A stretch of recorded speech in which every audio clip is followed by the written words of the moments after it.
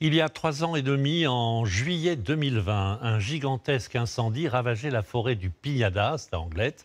90 hectares partis en fumée. Le reboisement a commencé il y a un an.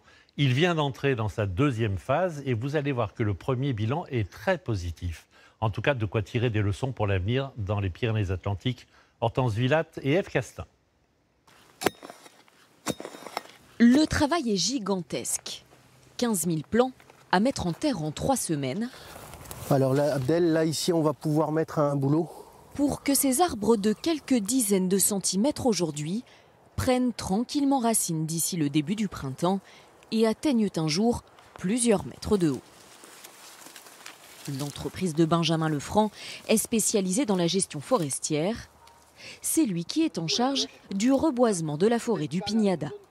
On était là l'année dernière pour le premier reboisement où on a planté les arbres, on les a protégés également et on est de nouveau là cette année pour faire un premier travail d'entretien et de complément de plantation. Reboiser, c'est réensemencer la planche du futur, donc c'est nécessaire, oui.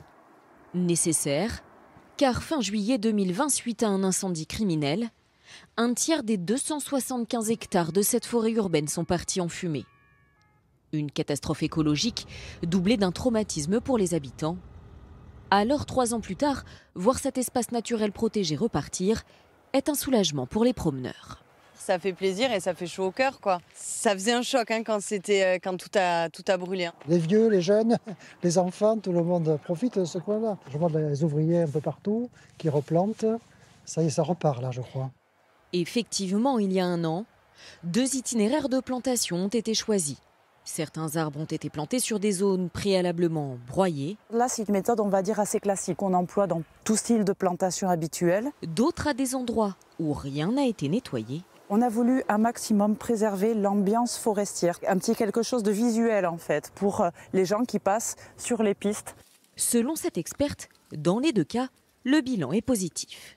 Sur les bandes, la plantation de pins maritimes est une vraie réussite. On est à 80%. Sur la partie plantation sans travail du sol, on avoisine les 70%, ce qui est bien, mais ce qui n'est pas parfait. Donc on estime que l'année prochaine, il sera intéressant de venir enrichir avec de nouveaux plants et peut-être d'autres essences. Avec plus de chênes-lièges par exemple, qui ont beaucoup souffert lors de l'incendie et dont les plants mis en terre il y a un an peinent davantage à s'enraciner. Il y a 170 ans, plus de 90% de pins avaient été semés pour stabiliser la dune. En diversifiant les essences, les chances de survie de la forêt seront maximisées face à de nouveaux enjeux climatiques. Il faut qu'on arrive à s'adapter aux parasites, à la sécheresse, à tous ces facteurs aujourd'hui qui sont incontestables. Est-ce que vous diriez qu'il faut savoir tirer avantage de ce drame écologique qui a eu lieu ? Ça reste une opportunité malheureuse, mais c'est une opportunité de refaire naître une forêt. Il faudra néanmoins de la patience. 20 années minimum seront nécessaires pour que la forêt du Pignada redevienne le poumon vert qu'elle était.